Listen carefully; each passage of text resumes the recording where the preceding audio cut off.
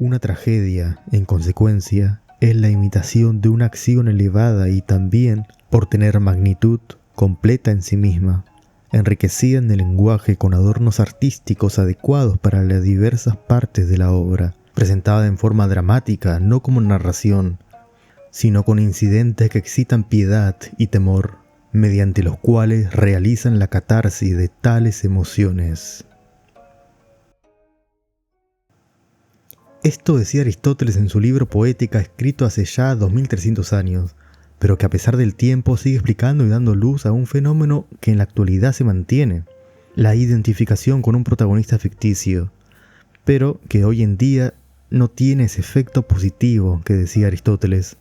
Todos nos cruzamos alguna vez con usuarios que tienen fotos de perfil de ciertos protagonistas o personajes ficticios conocidos por su sufrimiento, como con Guts, de Berserk, Ryan Gosling y demás. O nos cruzamos con desmotivaciones y memes, la frase "soy ese" adjunto a un personaje ficticio u objeto. También publicaciones con la imagen del protagonista sufrido donde el creador del post se proyecta en este personaje y le adjudica sus propios problemas, como si Guts fuera un adolescente sudamericano con muchas horas online y friendzonado, o cualquier situación que le haya pasado al que lo escribe. Hasta crearon una palabra en referencia a esto. Quinear le llaman en internet a la identificación emocional con un personaje ficticio. Obviamente la ficción actual se alza a hombros de los grandes poetas trágicos griegos. Es parte del canon occidental que afecta culturalmente en países no occidentales incluso. Por esa razón se mantiene elementos de la antigüedad en nuestra ficción actual, independientemente si el artista es consciente de esto o no, ya que esta influencia es parte del sentido común y opera como algo normal. Por ejemplo, se mantiene la construcción de una fábula con su sufrimiento, reconocimiento y desenlace, como Aristóteles decía que se construye una tragedia. Y también se mantiene el arquetipo del héroe trágico. Como vemos, esta identificación con algo ficticio no es solo de un fenómeno de la antigua Grecia. Amigos, familiares y parejas pueden pasar por esto, desde los llamados normies hasta los edgy que se creen Nietzsche. Sin embargo, hoy en día el efecto que provocaba en los griegos esta identificación con un personaje trágico ya no sucede, o al menos no a tal nivel. Aristóteles dice que la catarsis era el objetivo de una buena obra trágica. Esta palabra, catarsis, significa purificación y hace hincapié específicamente a la purificación emocional cuando le adjudica este fenómeno a la tragedia. Esta era su función, purificar al espectador mediante la imitación de la realidad que el poeta crea. Pero, ¿por qué con la tragedia y no con otro género, como la comedia o la épica? Aristóteles afirma que el origen de la poesía, de los géneros antes dichos, es debido a la mímesis, que significa representación de la realidad, y que ahora en adelante llamaremos simplemente imitación. Esto es algo natural en el ser humano, ya que uno aprende por imitación desde que nace, imitando gestos, acciones y las palabras de nuestros padres. Y en general nos generan placer imitar o ver imitaciones por más desagradables que sean el objeto o acción a imitar. Porque, según Aristóteles, aunque los objetos mismos resulten penosos de ver, nos deleitamos en contemplar en el arte las representaciones más realistas de ellos. La forma, por ejemplo, de los animales más repulsivos y los cuerpos muertos. La explicación se encuentra en un hecho concreto. Aprender algo es el mayor de los placeres. Como vemos, la imitación está ligada al aprendizaje. Cuando uno ve un cuadro, aprende el sentido, la realidad que representó el pintor, que un árbol es así o de otra forma. Por eso se le llama arte imitativo. Y los poetas, al igual que los pintores, también imitan. Sin embargo, en el arte de la poesía, los objetos a imitar no son figuras, son acciones efectuadas por personajes. Y de la misma forma que un pintor puede pintar un árbol mejor o peor de lo que es, pero sin perder la forma identificativa de un árbol, dibujándolo como simplemente podría ser, un poeta puede representar de tal forma las acciones de sus personajes, y por lo tanto imitar humanos mejores o peores de lo que son, sin perder el rasgo realista en su narración, que hace que el espectador o lector crea y vea verosímil esas acciones. No significa que el poeta imita la realidad tal y como es. Eso lo haría un historiador, sino que el poeta imita la realidad y dibuja a partir de ella lo que podría llegar a ser. Por ejemplo, los poetas cómicos nos imitan peores de lo que somos, en tanto representan acciones ridículas. Es algo que le quita seriedad a la vida, Por otro lado, la tragedia nos imita mejor de lo que somos, en tanto que representa acciones heroicas y serias, con personajes históricos ya sea de su mitología o inventados por el poeta, que viven desventuras, accidentes y llevan al espectador a aprender reglas morales. Y dado que en cada imitación hay también un aprendizaje, un buen poeta trágico lograría mediante su escritura que el espectador le resulte posible los acontecimientos escritos y, por más que él no sea un héroe, hacerlo sentir empatía por el protagonista. Todo esto lo llevaría a ver en la historia una advertencia de lo que podría sucederle a él. Si ve la tragedia de Edipo, por ejemplo, aprenderá que hay que creer en el destino del oráculo. Es una forma indirecta de sentir cometer un delito, o dejarse llevar por el vicio o por razones moralmente incorrectas, a través de la piel del protagonista, y por lo tanto sin consecuencias reales, sin castigo ni sufrimiento más que el aprendizaje del que cayó, fracasó o murió por esas acciones. Una vez acabada la tragedia, el espectador sentiría una catarsis que se expresa ya sea con llantos, gritos u otras formas de expresiones emocionales, que genera un cuerpo más aliviado y una mente que ve en el fin de la tragedia una nueva oportunidad, como quien se despierta de una pesadilla, apreciando más la vida actual donde no cometimos esas acciones. Todo esto también tiene un carácter moral, se aprende qué comportamientos son válidos o inválidos para la sociedad. Es una forma de educación civil a través de la catarsis. Quizá un ciudadano griego reprime los sentimientos que le generó la muerte de un familiar o la injusticia, y no ve forma legal o social de dejar salir esos sentimientos. Pero indirectamente esto se alivia con la catarsis de la tragedia, en vez de agarrar un palo y reventar la cabeza de un juez o jurista. ¿Pero esto no pasaba con otros géneros en la antigua Grecia? Sucedía parcialmente. Los géneros como la comedia no apuntan a este tipo de purificación, sino a otro objetivo. Aunque podrían tener una parte trágica, no tiene el mismo efecto que todo un poema que tiene como fin esta purificación. Por otro lado, podría pasar en géneros anteriores a la tragedia, como la épica, que comparte ciertos elementos, pero Aristóteles dice que estos eran improvisaciones que fueron mejorando gradualmente con el paso del tiempo hasta llegar a su forma actual. La comedia, por ejemplo, comenzó con canciones fálicas, que, según Aristóteles, se mantienen en instituciones de algunas ciudades. Estas canciones penianas pasaron por una serie de evoluciones y perfeccionamiento hasta culminar en la comedia, por lo que Aristóteles considera a la comedia mejor que estas canciones de verga, en tanto es su culminen. Por eso la tragedia como género es superior a cualquiera de sus antepasados, por perfeccionar ciertos elementos y sumar otros. Es la única que puede generar esta catarsis y de mejor manera que sus antepasados. Como vemos, esto ni de cerca parece suceder en el presente. Sin embargo, el método por el cual se produce este efecto catártico se mantiene. ¿Quién no lloró por una película? ¿Quién no sintió empatía y piedad por un personaje de ficción? ¿O aprendió algo de sí mismo por ver un personaje que hace acciones similares a la de nosotros o acciones que pensábamos hacer en algún momento? Ya sea con películas, animes y juegos, hay una intencionalidad del creador de imitar la realidad y que por medio de esta imitación nos genere empatía para que creamos verosímil la historia. Obviamente también con mensajes morales y demás. Todo esto se mantiene incluso en pequeñas partes trágicas de historias que no son trágicas, pero lo que hoy en día difiere es la realidad del espectador. Recuerdo que cuando vi The Night is Short, me sentí muy identificado con este tipo, el tipo de la manzana, porque tuvo un incidente romántico con una manzana y una chica, y desde ese entonces está enamorado, pero no de la chica en sí porque no la conoce, sino de este momento romántico. Hace 1000 locuras para volverla a encontrar, hasta el desenlace donde llega la realización de que ella ni siquiera era una chica, sino un hombre, un amigo cercano que se disfrazaba por diversión. Le ganó más la historia de un amor dictada por el destino que la propia realidad. En ese momento yo estaba sufriendo un desamor y dije, me pasa lo mismo por alguien que no conozco. Me gusta no por lo que es ella, sino por la historia de casualidad que compartimos. Verlo me ayudó a entender que me gustan más las narrativas creadas por mi mente de un amor que la persona de quien estaba enamorado, la cual, quitándole la fantasía que me creé, no tenía nada que ver con lo que era en realidad. Fue un autoengaño inducido por la soledad y por el deseo de romance. Esta película no es una tragedia, simplemente tuvo una parte con estos elementos. No me generó una catarsis, pero sí un aprendizaje. Aprendí más de mí mismo para saber qué es lo que me gana y evitar esas situaciones que te alejan de la realidad y te acercan al autoengaño. No te soluciona la vida por completo, obviamente, pero siempre es bueno conocerse un poco más. Sin embargo, hay otro ejemplo. Cuando vi NHK Nishokoso, no me sé la pronunciación en japonés, a diferencia del otro, es un drama, y me dio tanta bronca el protagonista. Sus acciones me parecían repugnantes, pero a diferencia del tipo de la manzana, con este personaje tardé bastante en admitir que yo era igual, y que muchas de sus acciones me eran tan familiares.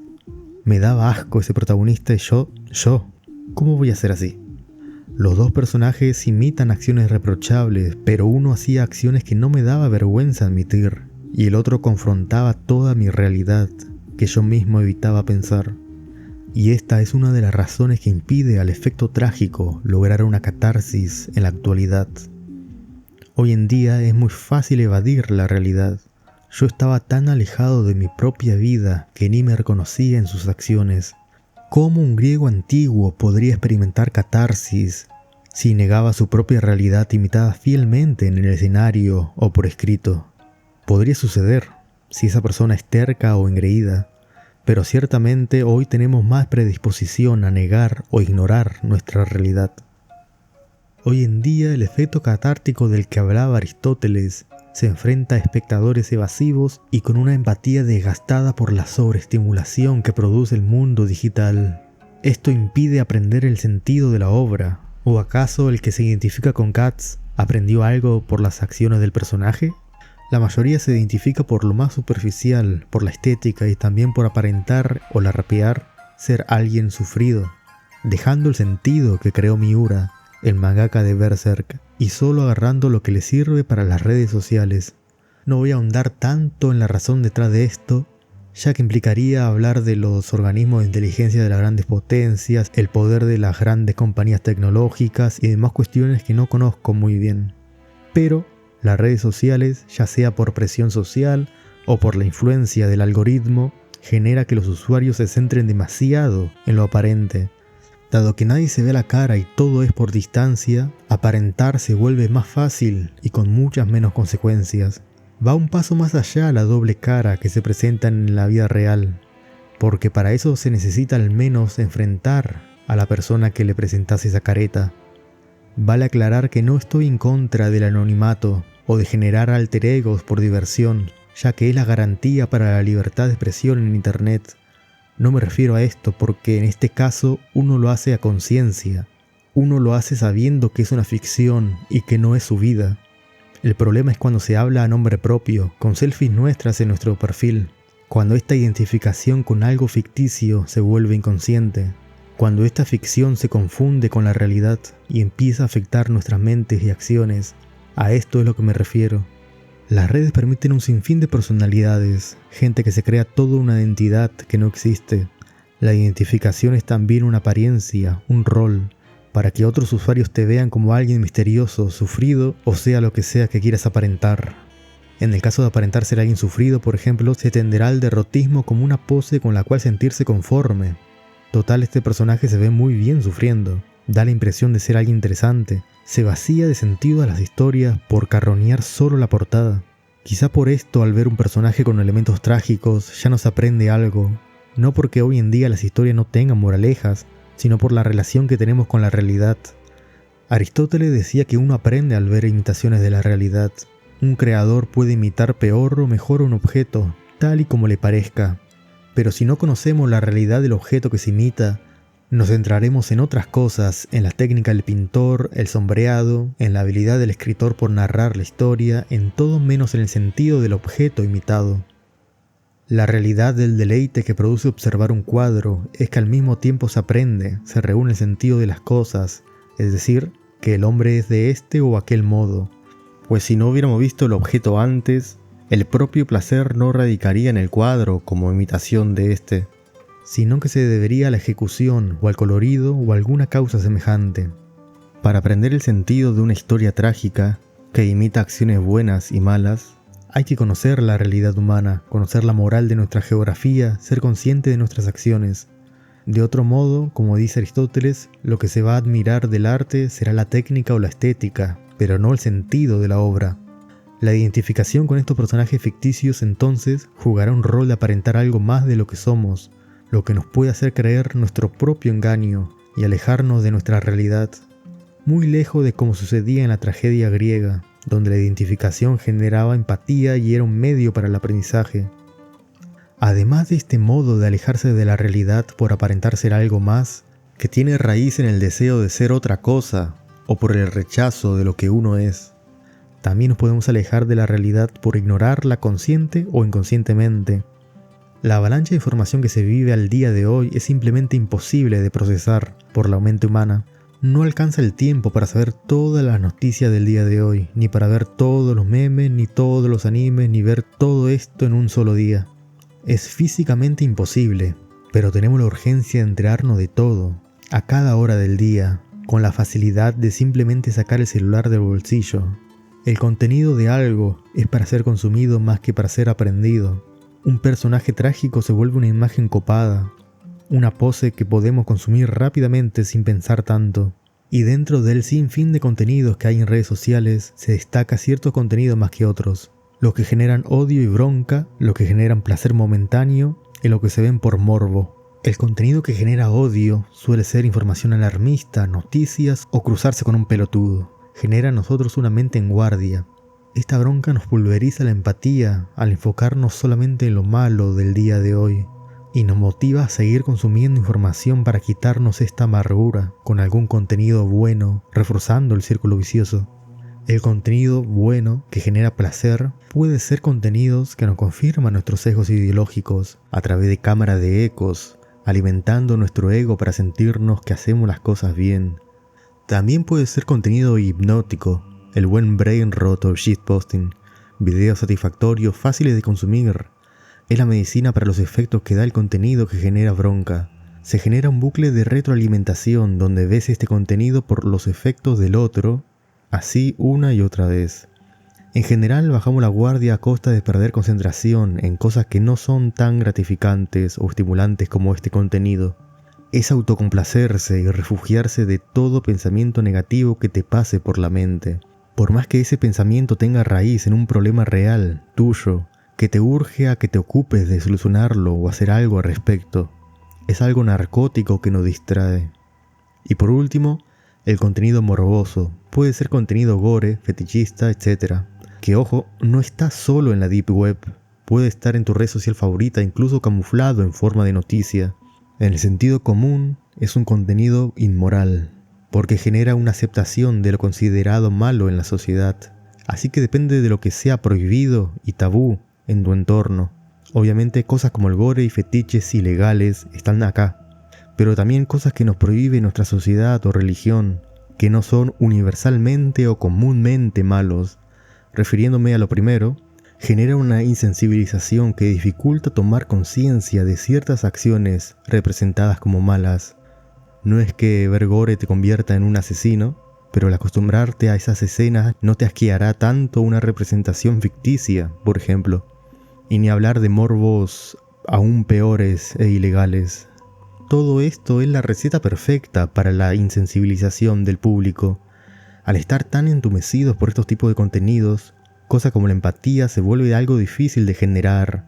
En una mente acostumbrada a cada día consumir morbo y contenido que le genera odio, ya no se está tan predispuesto a sentir empatía por un personaje que comete incidentes o elige malas decisiones. Por otro lado, por todo el ego que genera los contenidos que justifican nuestras creencias, es difícil criticarse a uno mismo y aceptar su realidad si ésta es penosa. Hay tantas personas diciendo que nuestras creencias o mentalidad son indudablemente buenas y por lo tanto nosotros también lo somos, ya sea por nuestra ideología, signo zodiacal, etnia, religión, sexo, género, gusto musical y un largo etcétera. Y si aún con todo esto una persona puede alcanzar la catarsis, esta puede durar muy poco, dado que nuestra atención es seducida por tanto contenido basura, brain rot o del momento. Y pasaremos rápidamente de ese sentimiento de catarsis a pensar en otras cosas que nos demanda las redes sociales, sin darle una oportunidad al silencio, ni a la reflexión de lo que nos produjo la purificación de nuestras emociones. Para Aristóteles, una tragedia, en su imitación de la realidad, no era solo un reflejo. Era necesario conocer la realidad en principio para captar el sentido creado por el escritor. Después él desarrollará una fábula, una historia, que nos muestra algo que podría llegar a ser posible si se tomara cierto tipo de acciones, todo en base a la imitación de la realidad principal. Esto era una advertencia, y la catarsis existía por el enfrentamiento de las emociones del espectador con el resultado de las acciones advertidas como malas. El espectador actual tiende a buscar la autocomplacencia de sus ideas, de sus acciones. La posibilidad de que esas acciones sean contraproducentes no importa, ya que nada puede salirnos mal. El confrontamiento es lo menos buscado. ¿Por qué pasa esto? No es que de la nada todos nos volvimos impermeables a la empatía y nos volvimos esclavos de la apariencia más superficial, porque sí. Esto no es algo individual, es un problema creado e influenciado por lo que se benefician de todo esto, ya sea por los beneficios económicos de empresas tecnológicas o el beneficio del control de masa de los gobiernos. Lo cierto es que sea lo que sea, influye en que haya una nueva relación con el Internet que antes no sucedía. Internet es simplemente una herramienta. Por medio del Internet podemos alcanzar conocimientos con un clic. Nos ayuda a conocer gente nueva, a conseguir trabajo, bajar contenido pirata, etc. Y como toda herramienta, tiene un objetivo por el cual sirve. Su objetivo es conectarnos. Mediante esa conexión nace todo lo anterior. El martillo también es una herramienta. Su objetivo es impactar y quitar cosas con esa cosa curva que sirve como palanca que no sé cómo se llama. Es una herramienta muy útil, sin embargo nadie se duerme con un martillo cerca ni se levanta y lo primero que hace es agarrar el martillo y llevarlo consigo durante todo su día, ni nadie tiene ansia de usarlo, solo se usa cuando es necesario hacerlo. Esa es la definición de una herramienta. Con el Internet, esta relación se dio vuelta, ya no lo usamos, él nos usa. Ahora consumimos Internet y de una forma pasiva, se vuelve algo involuntario, sin acciones para elegir, entre comillas, lo que queremos ver en la pantalla. Solemos estar guiados por lo que el algoritmo diga, y este tiene detrás preferencias a la hora de recomendarte cosas que están pensadas arbitrariamente por los creadores de ese algoritmo. Recuerdo que en el 2008, cuando yo era un peque, recuerdo que toda mi familia usaba la computadora por una razón en concreto, y luego la apagaba. Y yo hacía lo mismo, con juegos, películas, solo la prendía para esas cosas en concreto. Pero hoy en día, ¿cuántas veces prendés la PC o usás el celular sin ningún objetivo en concreto? Solo para matar el tiempo, en redes sociales, haciendo doom scrolling. ¿Cuántas veces se te enfría la comida buscando un video de YouTube para ver? O una película, serie o anime. No digo que esté mal el uso ocioso, es de las mejores cosas. ¿Quién no quiere poder ver su película favorita en el momento que les plazca? ¿Pero de verdad querés? ¿De verdad lo haces por tu voluntad? ¿O estás siendo movido por la costumbre, adicción o por el FOMO, que es el miedo a perderse algo? ¿Usás estas tecnologías o estas tecnologías te usan a vos? Es muy importante el orden de poder. No es necesario irte a vivir a una cabaña en el campo y vivir con la energía de un molino para evitar esto. Solo hay que cambiar el orden de poder, volverla a usar como una herramienta y usarla cuando verdaderamente queremos. El medio por el cual se logra esto ya escapa de mis manos. Depende de muchas cosas, no soy un gurú. Hay muchas opciones y dependerá de cuál te funcione mejor a vos. Ya sea usar internet en horarios específicos, ponerte limitante al acceso al internet, desintoxicarte progresivamente, etc. Hoy en día, en este mundo virtual, hay que valorar más que nunca cualquier arte que nos genere sentimientos reales, que nos generen catarsis, que nos recuerde nuestra finitud y que podríamos pasarla 1000 veces peor, para no dormirnos en los laureles. Porque esto nos vuelve a vincular con la realidad, que en estos días 1000 mantos digitales la quieren minimizar con sus infinitos contenidos fácilmente consumibles. Yo también lo siento y muchas veces, más de la que me gustaría admitir, soy usado por internet en vez de usar al internet. A veces mi catarsis dura muy poco y las olas del internet se me llevan todo lo que antes duraba mucho más tiempo. Hay que hacer un esfuerzo para revertir esto, volver a ver al arte como un medio superior al simple consumismo y no algo a usar y tirar cuando termina y pasar al siguiente contenido del que todos hablan y tu feed te muestra. Esta nueva forma de vincularnos con el internet actualmente nos hace creer que tenemos todo el tiempo del mundo, ya que es una forma de mantenerte con los ojos en la pantalla. Las cámaras de ecos nos generan pensar que lo peor que podría pasarle a alguien solo le pasará a la gente que no queremos y no a nosotros mismos. Y por lo tanto es imposible pensar en el resultado de nuestras acciones como algo malo, hasta que la pantalla se pone en negro y nos vemos reflejados por un momento y vemos el rostro de lo que realmente somos, esperando que la pantalla ilumine otra cosa que no sea nuestra vida.